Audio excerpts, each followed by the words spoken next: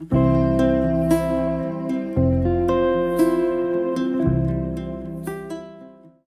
não busco o sentido da vida, eu busco um sentido para a minha vida. Vou dedicar minha vida a questionar essa sociedade, a refletir a vida, os valores. Eu vou causar pensamento, é o que eu quero, causar reflexão. Uma marreta e uma ponteira quebrando os valores empedrados, de pouquinho em pouquinho.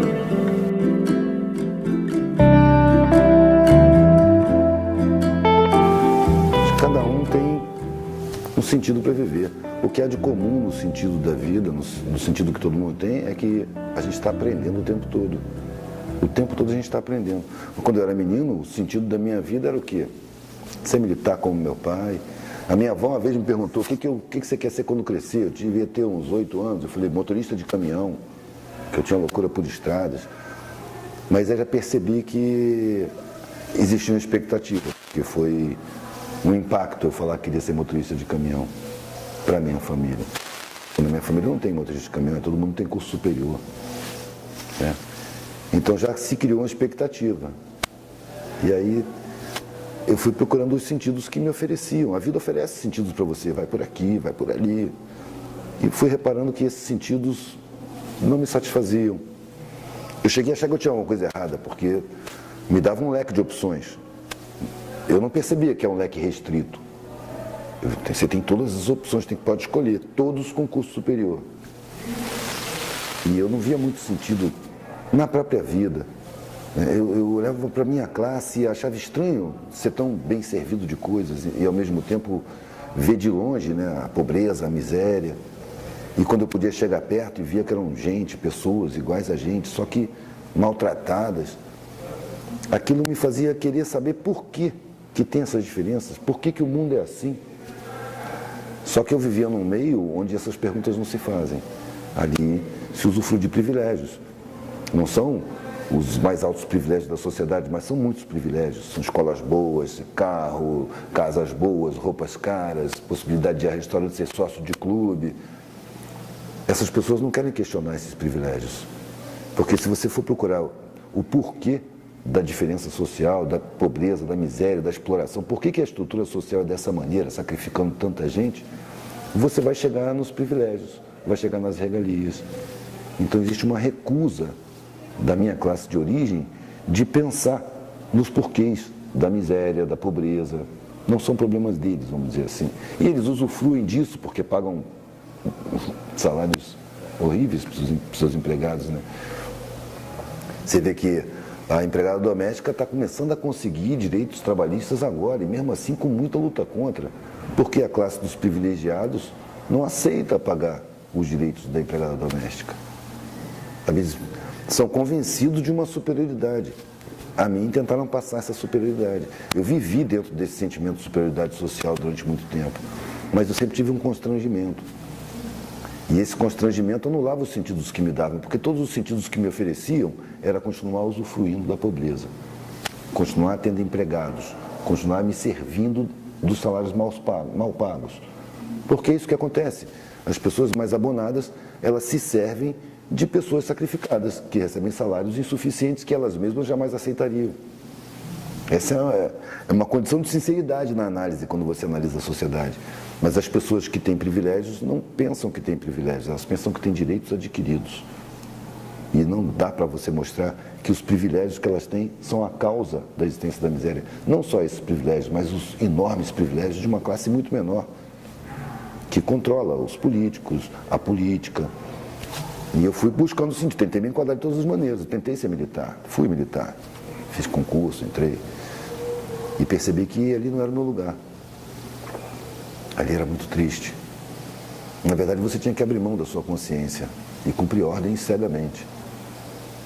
É muito difícil você questionar as ordens superiores. E você, se você pega a hierarquia, superior a você, o seu comandante, ele tem um superior que é um general de brigada, que tem um superior que é um general de divisão, que tem um superior que é o comandante do exército, que tem um superior que é o ministro da defesa, que tem um superior que é o presidente da república.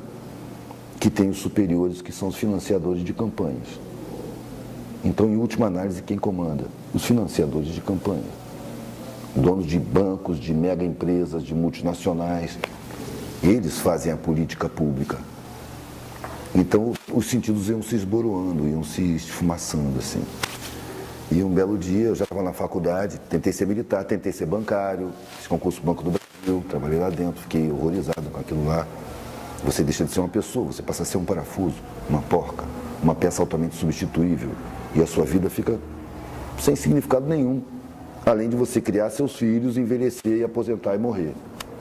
É muito pouco para querer da vida, é o que eu dizia na época, é muito pouco para querer da vida. Eu queria alguma coisa que tivesse sentido mesmo, alguma coisa que me satisfizesse. Satisfação em viver.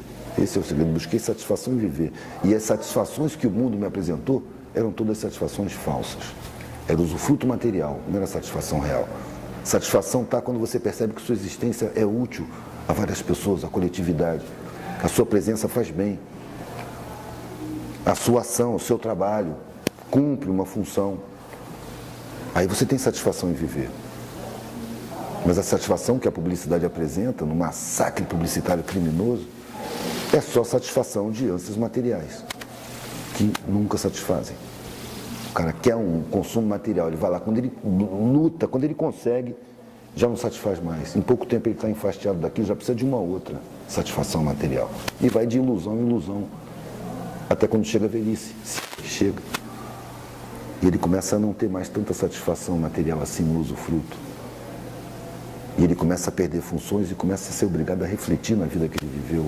Aí, eu acho que é o momento mais doloroso, quando você percebe que você viveu uma vida sem sentido. Que o sentido que você deu à sua vida é falso. Não satisfaz. Está ficando velho, está acabando a vida, e agora? Muitas vezes você até atropela os afetos para poder ter essas satisfações. Para você crescer, fazer uma empresa, deixa os filhos de lado. Deixa os afetos de lado. Se torna competitivo, isso é uma indução. Me apresentaram um mundo que é uma arena competitiva, onde todo mundo é inimigo de todo mundo. E eu não acreditei nisso. Eu fui atleta quando era moleque, até o exército eu fui atleta. E participei de muitas competições, ganhei muitas competições. E no decorrer dessas competições eu comecei a perceber que a tristeza do derrotado me afetava. Estragava a minha vitória. A minha alegria em ter ganhado se estragava ao ver a tristeza que minha vitória tinha causado, às vezes em mais de um. Então eu percebi que eu não gostava de competir. Não gosto de competir. E aí me apresentou uma vida onde você tem que competir. E se eu não quiser? Se eu inventar uma outra opção? Primeiro eu encontrei olhares preocupados. Você tem alguma coisa errada. Você precisa de ajuda. Mas a minha negação das propostas que me eram feitas era muito convicta. Não quero isso. Mas o que você quer? Eu não sei. Mas isso eu não quero.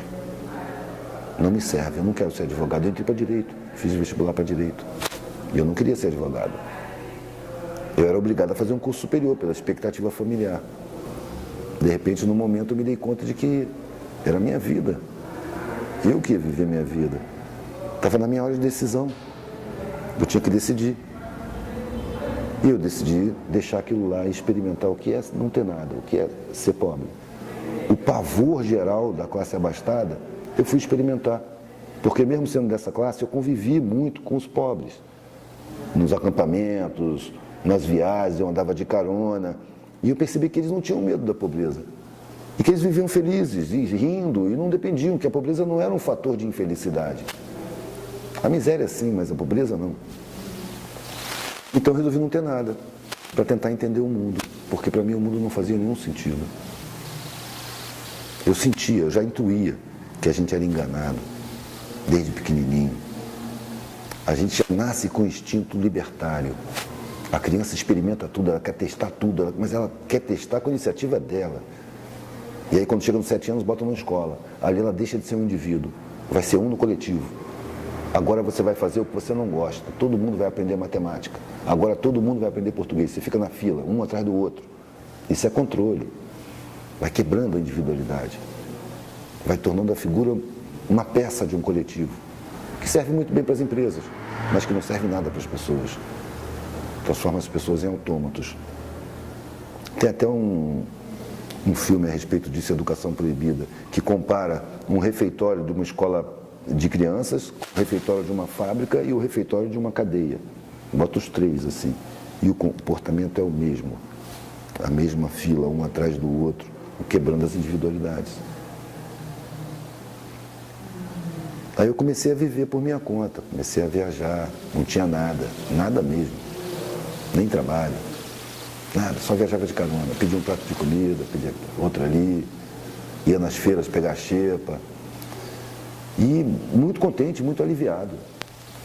A família tinha cortado relações, essa foi a parte dolorosa. Mas quando você está exposto na rua, você tem acontecimentos 24 horas por dia, então você não tem tempo para ficar se lamentando. Eu não quero aqui condenar as pessoas que usufruem, não é que o cara detesta rico. Não, eu detesto o rico, não. Eu detesto luxo, ostentação, os fatos, não as pessoas. Eu sei que a pessoa que está ali, ela está completamente fragilizada. Claro que tem aqueles vampiros lá, os maus mesmo, que exploram mesmo, mas nem todo mundo que nasce ali é ruim. E muita gente nasce, cresce ali e morre de medo do mundo. Não tem coragem para nada. Depende de pobre para tudo. Para comer, para se vestir, para tirar o lixo, para consertar qualquer coisa. São pessoas que são frágeis. São convencidas de uma superioridade que é falsa. Porque tem uma vida de facilidades. E facilidade fragiliza. O que fortalece é dificuldade. E são os de baixo que têm que passar por dificuldades diárias, cotidianas, a vida inteira. Passam por perdas enormes e superam. Então a capacidade de superação dessa galera é imensa. São quem constrói a sociedade como um todo. São quem mantém a sociedade, são quem sustenta através dos impostos. Apenas a eles é vetado o acesso a ter consciência dos acontecimentos. Eles não se percebem fortes como são. Ao contrário, eles são convencidos por profissionais de mídia, pela cultura do consumo, por publicitários, marqueteiros, pelos ideólogos da sociedade, são convencidos de que eles são incapazes, inferiores, impotentes e merecedores da própria pobreza. A estrutura social cria a pobreza e joga a culpa em cima do pobre. Que se ele não for miserável, ele está preso nos ônibus, sendo torturado todos os dias, em horas e horas de transporte público péssimo, torturante, para ser explorado no emprego, ameaçado de cada vez com menos direitos trabalhistas, né? Ou seja, é preciso mudar completamente a estrutura da sociedade. Como eu não tenho esse poder, eu resolvi mudar completamente a estrutura dos meus valores e dos meus comportamentos. Porque eu vou participar dessa sociedade, querendo ou não, todo mundo participa. Mas eu vou participar da forma que eu escolher, não da forma que eu for condicionado pelo inconsciente, não da forma que foi imposta sob ameaça por essa sociedade, ameaça de discriminação, de perseguição, de pobreza, de miséria, são as ameaças mais comuns. Eu quero escolher como me colocar nessa sociedade. E a maioria das pessoas não tem essa condição. Ela não percebe que ela pode escolher. Ela é simplesmente cerceada no seu direito à instrução, no seu direito à informação, no seu direito à cidadania, no seu direito a desenvolver a própria consciência, no seu direito a escolher de verdade o que quer ou não quer fazer. Espiritualidade não depende da religião, né? A religião, sim, depende da espiritualidade. Mas o próprio nome religião já é pretensioso. Você vai se religar porque você se desligou, você teve poder para se desligar do seu Criador. Será que é um Criador mesmo? Será que é um Criador antropomórfico que manda você ou para o céu ou para o inferno? Será que ele é um ser assim, em formato de homem? É um pai? Tem gênero? Gênero masculino? Eu acho que isso é uma redução. A humanidade está no pré-primário da espiritualidade, me parece. Eu exerço minha espiritualidade na minha vida material. Eu não preciso estar louvando ninguém. Eu sinto a relação com os invisíveis, com a invisibilidade, com as dimensões, eu não sei como definir. Eu sinto que eu me relaciono. Quando eu sinto bons sentimentos, eu tenho boas relações. Quando eu sinto maus sentimentos, eu tenho más relações. A gente se comunica com a espiritualidade pela carne, pela vibração pessoal, pelo seu sentimento, pelo seu pensamento, pela sua visão de mundo, pelo seu temperamento. Você se comunica com a parte abstrata do ser, o tempo todo. O tempo todo. Agora, eu olho a minha volta, eu estou na matéria, eu estou vivendo na matéria. Aonde que eu vou exercer minha espiritualidade? É na matéria. Eu vejo os caras fazendo louvações e rituais e tal, e depois eu vejo o cara no mercado maltratar uma pessoa, tratar com arrogância, com superioridade, com distância. Eu vejo a espiritualidade das pessoas no seu dia a dia, no seu cotidiano, não é nas louvações, nem dentro dos templos. É como é que você trata seus semelhantes, como é que você reage diante das dificuldades, dos aborrecimentos, das perdas, dos imprevistos. Ali você vê qual é da sua espiritualidade. Não é louvando uma entidade, o Criador do Universo. Rapaz, a gente não conhece o Universo. A gente vive num planeta que pode ser considerado uma poeira cósmica, em volta de uma estrelinha anã, das menores da nossa galáxia, que tem 200 bilhões de planetas. E já contaram 200 bilhões de galáxias, todas com centenas de bilhões de estrelas. Sistemas solares com estrelas supernovas, duplas, milhares de planetas em volta. A gente está num sisteminha que tem 8 planetas. Uma estrelinha insignificante na periferia de uma galáxia das mais simples. E daqui a gente quer estar em contato com o superior do universo, determinar quem criou isso daqui, o que Deus gosta, o que Deus quer. É muita pretensão. É muita pretensão. Se a gente der atenção ao sentimento, a gente sabe o que deve fazer e o que não deve fazer. Sabe? Eu tenho prazer quando alguma pessoa é beneficiada com a atitude minha. E eu tenho um desprazer muito grande quando alguém sai prejudicado com a atitude minha. Dessa forma eu estou exercendo minha espiritualidade. Atento, como eu me comporto, qual é a minha ação dentro da coletividade. Daqui a pouco eu vou estar fora da matéria. Aí eu vou estar em contato direto com os invisíveis, com as realidades invisíveis. E aí eu vou tratar disso. Por enquanto, o que eu vejo é pessoas dispersarem para uma área imaginária e ficarem vacilando no seu dia a dia, no seu convívio cotidiano, com os mais próximos e com os mais distantes também. Eu acho que espiritualidade a gente vê no comportamento da pessoa, no temperamento, não é na religião. Religião vai religar o que com quem, cara? Uma galinha se desligou da divindade? Não, não se desligou, ela só não tem consciência. O ser humano é a mesma coisa. Então, quando ele toma consciência de que está em relação com outras realidades não físicas, ele já começa a querer explicar essa realidade não física toda. Já começa a arrumar solução. O que a religião faz? Ela concebe o inconcebível, explica o inexplicável e impõe sob ameaça. Ou você acredita ou você vai para o inferno. Deus vai te castigar. Parece criança, né? É criança. Eu acho que, de certa forma, isso é muito útil na nossa infância espiritual. Porque as pessoas que fazem o mal sem pensar duas vezes, elas recebem o recado de que o mal é castigado e que o bem é premiado. Ela vai, no mínimo, aprender a fazer o bem por interesse e evitar fazer o mal por medo do castigo. Então, vamos dizer que isso aí é o pré-primário, é o jardim da infância. Depois vem outras etapas, né? O tempo está correndo no trilho da eternidade, tem muito tempo. Eu não acho que a gente começa quando nasce e nem que termina quando morre. Quando a gente nasce, a gente entra no mundo físico. Quando a gente morre, a gente sai do mundo físico. Por isso que eu digo que contrário de morte não é vida, contrário de morte é nascimento. A morte é o momento que você sai, o nascimento é o momento que você entra.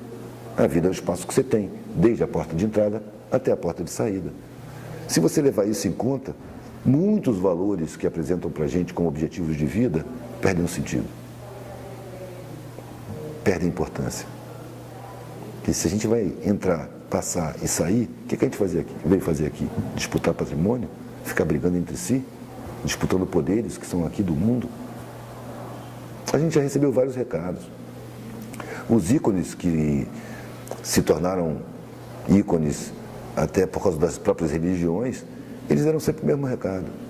É o desapego, é a sinceridade, a hospitalidade, a cordialidade, a amorosidade, o respeito. Todos eles deram o mesmo recado. Agora, as instituições, porque a religião é instituição, as instituições se dedicaram a controle de massa, a controle de comportamento. Eles querem ter suas coletividades, porque assim eles têm força social. Representam tantos milhões, e aí tem força social. Aí é a ânsia do poder, é muito mais matéria do que espírito. As religiões mesmo são muito mais materiais do que espirituais. Acho que a preocupação delas é material. Principalmente o cristianismo, né? O cristianismo, como disse o Saramago, parece que não se preocupa com a alma, se preocupa com o corpo. Controlar os instintos, controlar as ânsias do corpo. O corpo é o mal. O corpo é a nossa oportunidade. É a oportunidade de estar vivendo, experimentando, crescendo, aprendendo, colaborando, participando de um processo que é universal, muito além da nossa capacidade de compreensão. Eu não dou essa moral toda para a minha razão, dou muito mais moral para o meu sentimento, para a minha intuição. Eu acho que eu sigo muito mais o que eu sinto do que o que eu penso. O que eu penso eu coloco para assessorar o que eu sinto e não o contrário. A razão, para mim, é subalterna à consciência. Ela está ali para explicar o que ela for capaz de explicar. E o que ela não for capaz de explicar, fica calada, não se mete. Eu não permito que minha razão explique coisas que eu não tenho capacidade de entender. Como é que eu vou saber como é que é do outro lado? Nem me interessa, cara. Estou aqui controlando minha raiva, estou aqui despertando bons sentimentos, estou aqui trabalhando onde eu posso trabalhar. Acho que quando a gente vai se melhorando, entendendo melhor, desenvolvendo o entendimento, a visão da gente vai se ampliando, aos poucos, não tem pressa. Agora, você quer ver lá onde você não pode, você vai ter que inventar. Isso é por causa da religião. Ela está olhando para onde ela não pode, ela não enxerga lá, mas ela está olhando e dizendo, eu vejo, e é assim, assim, assim, inventa. Inventa. De alguma forma, isso tem sua razão de ser, dentro da coletividade, dentro do processo humano. Mas não me chama, a mim não chama, e não chama muita gente também. Agora que serve, serve. Eu vi muita gente deixar de fazer o mal por abraçar uma religião, né? Principalmente presídio. Presídio na ala evangélica não tem facção, não tem roubo, não tem estupro, não tem gangue, não tem morte. Ou seja, é necessário ali.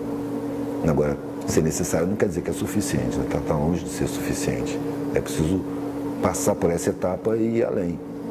É preciso ter a humildade de saber que o ser humano não é capaz de entender a totalidade. Que essa pretensão só cria discórdia, antagonismo. Cada religião reivindica para si o privilégio da verdade e acusa de demoníaca toda a outra religião. Nós estamos com o pai, os outros são os errados. Isso é infantil, é primário, é conflituoso, é desnecessário. Então isso vai ter que ser superado. Uma vez o Leonardo Boff perguntou para o Dalai Lama qual a melhor religião. E o Dalai Lama, na sabedoria dele, ele é líder de uma religião do Zen Budismo. Ele disse, a melhor religião é aquela que te torna uma pessoa melhor, mais compassivo, mais tolerante, mais compreensivo, mais benevolente. Essa é a melhor religião.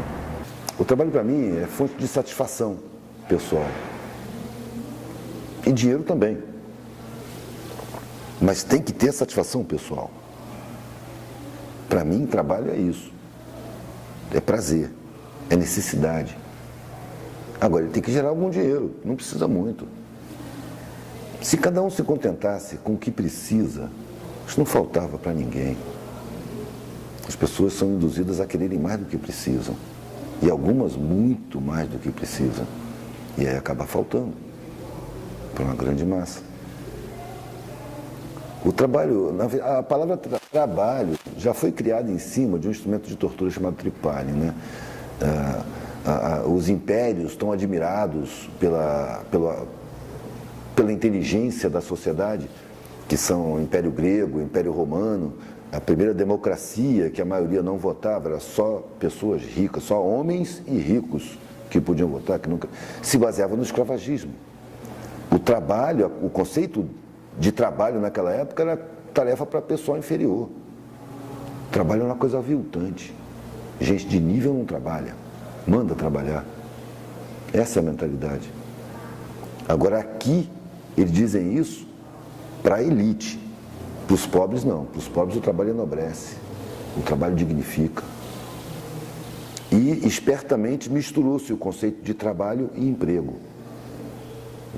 O emprego é quando você tem um patrão, o emprego é quando você tem um superior, quando você está encaixado numa hierarquia. Um trabalho é quando você produz alguma coisa. Então o emprego é uma área muito limitada do trabalho. Só que ela é apresentada para a gente como a totalidade do trabalho. Todo o trabalho é emprego, a não ser as exceções, os profissionais liberais. São exceções. Regra geral, trabalho é emprego, ou seja, trabalho é patrão. Isso interessa a quem? A elites que andam de helicóptero, a elites, a exploradores do trabalho. Ao mesmo tempo que as pessoas são forçadas a competir dentro do mercado de trabalho, elas são induzidas a consumir para ter algum valor social. Então a vida vira um inferno. O trabalho, a compra, as dívidas sendo pagas, mais trabalho, mais compra, mais dívida, mais trabalho, mais compra, mais dívida. E a vida gira em torno disso. É uma indução criminosa, feita com todo o apoio da mídia, através da publicidade, indução ao consumo desenfreado, a compulsão do consumo, porque a estrutura social não se baseia só no consumo excessivo, ele se baseia principalmente no desejo do consumo dos que não podem consumir. Porque ao invés das pessoas questionarem por que estão numa situação assim dentro da sociedade, de carência, de desatendimento, em vez de questionar a própria estrutura da sociedade, elas estão preocupadas em conseguir consumir alguma coisa. Elas estão focadas no consumo, no valor social. Está pensando em si. Uma coisa altamente estimulada na nossa sociedade é o egoísmo. Você pensa em si. É ninguém por ninguém. Quando o ideal é o contrário, é todo mundo por todo mundo. Ninguém pode estar abandonado. Não pode ter ninguém com fome. Não pode ter criança sem escola. Não pode ter escola ruim. Os professores têm que estar muito bem atendidos, com bons salários, passando bons ensinamentos para a gente cobrar deles. A estrutura da escola tinha que ser libertária, porque a estrutura de ensino que nós temos, ela é enquadradora. Ela faz o oprimido ter vontade de ser o opressor. O empregado, ele sonha em ser patrão, ele não sonha em se libertar. Ele não sonha em ser livre e viver por conta própria, ele sonha em empregar outros, explorar outros, fazer com outros o que fazem com ele. Isso é uma deformação em humanidade do ensino. O ensino ele não está ensinando, ele está enquadrando, ele está condicionando, ele está mediocrizando. Ele está exatamente criando sentidos falsos para uma vida que não tem sentido. E são sentidos coloridos, cheirosos, bonitos, atraentes, porque são pensados para serem assim. São pensados até pela inteligência criada na universidade, que estudou os mecanismos da psicologia do inconsciente para criar desejo de consumo, para criar valores sociais, para criar comportamentos condicionados que só interessam a muito poucos, que não se submetem a esse esquema. Ao contrário, são os que controlam os políticos, porque tem dinheiro suficiente para financiar a campanha. Então, se o grande empresário pode financiar uma campanha, ele impõe a política pública que ele quer. Senão ele não põe o dinheiro na campanha. Então há uma conivência da elite política com a elite econômica muito grande. E nessa conivência, o traído é o povo, é a população. Para a gente que vive, mesmo nos bairros ditos nobres, da Zona Sul, sabe, da Copacabana, Ipanema, Leblon, Barra, interessa a todo mundo um povo mais culto, um povo mais instruído, um povo com condições de vida, porque a criminalidade cai. Ninguém pergunta o porquê da criminalidade está aumentando. A miséria aumenta, a criminalidade aumenta, a exclusão aumenta, a criminalidade aumenta, a violência aumenta. É sempre assim, é óbvio, é histórico, mas ninguém pergunta, não se fala, você não vê na mídia, você não vê em lugar nenhum, não se fala disso, nas universidades. Uma pergunta muito simples e proibida: por que existe pobreza? Por que existe miséria? Eu fazia essas perguntas quando eu tinha 6, 8 anos de idade. Por que tem tanta gente pobre? Por que tem gente tão pobre? E nunca ninguém se propôs a responder. Ninguém percebe que a estrutura da sociedade foi formada para criar a miséria. Foi criada, foi formada para criar ignorância, não para instruir.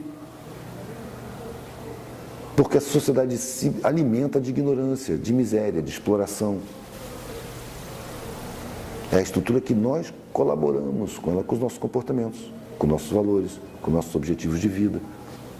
Então, a minha vida, ela ganhou uma paz muito grande quando eu resolvi que eu não queria vencer na vida. Eu queria viver. Não queria ser melhor do que ninguém.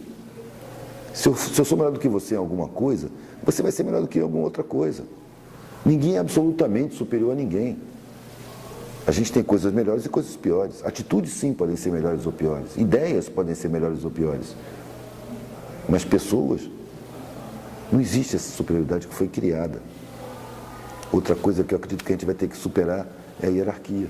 E que vai, na sequência da vida, não estamos correndo o tempo da eternidade, a hierarquia vai ter que desaparecer. Ou vai ter que se modificar, porque eu reconheço uma pessoa mais sábia quando eu vejo uma. E eu presto atenção e busco aprender com ela. Eu acho que ela está numa posição hierárquica superior. Só que, em geral, essas pessoas não têm o ar de superioridade. Elas não têm o sentimento da superioridade. Ao contrário, elas têm a consciência da responsabilidade. Elas saberem mais não torna elas superiores, torna elas mais responsáveis no assunto que elas sabem mais. O sentido se fez por si, é isso que eu estava falando mesmo. Eu, vendo as coisas, eu comecei a formar opiniões. E comecei a sentir necessidade de colocar essas opiniões no meu trabalho. E comecei a fazer brochinhos gravados em relevo no metal. Já passando do brinquinho, pulseira e colar, para os brochinhos. E botando pensamentos, desenhos, símbolos, dizendo o que eu pensava. De pouquinho em pouquinho, começou aos poucos.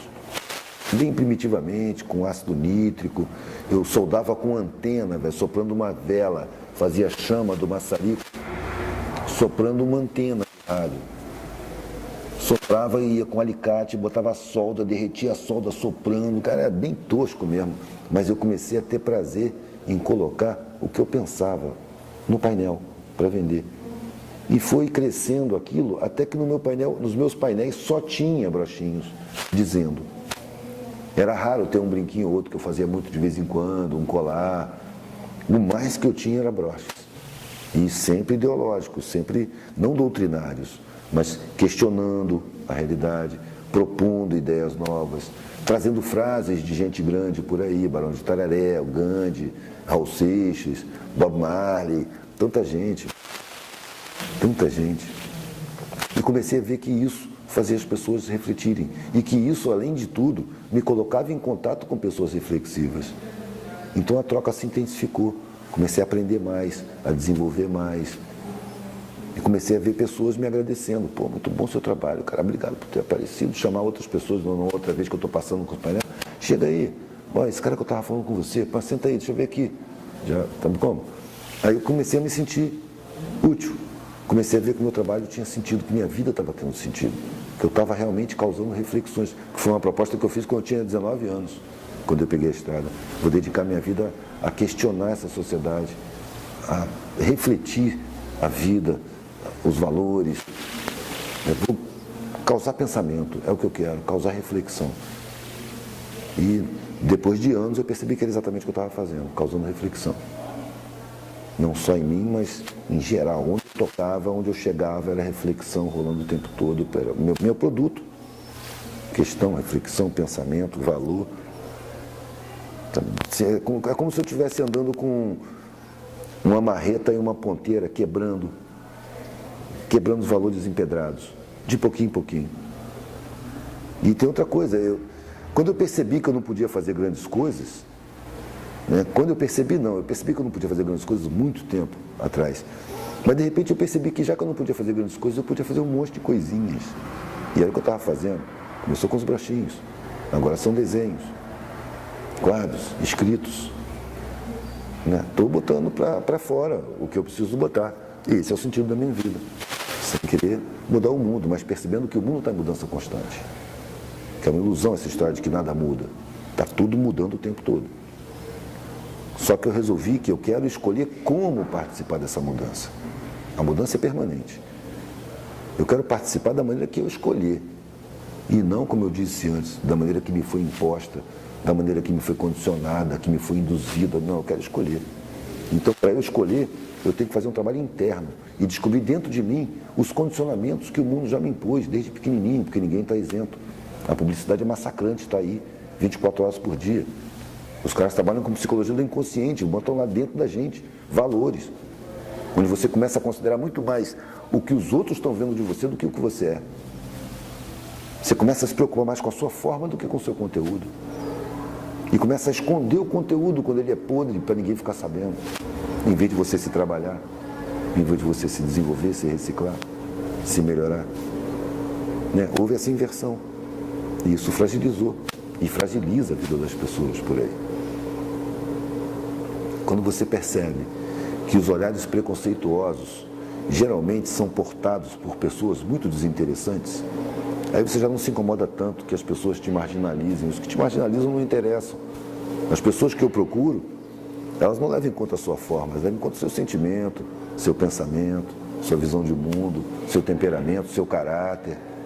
São pessoas muito mais interessantes do que essas que vivem julgando. As pessoas que têm mais facilidade em julgar o outro são as que têm menos dificuldade de se julgar a si mesmo. As pessoas que apontam as falhas alheias são as que têm mais dificuldade em trabalhar as próprias falhas.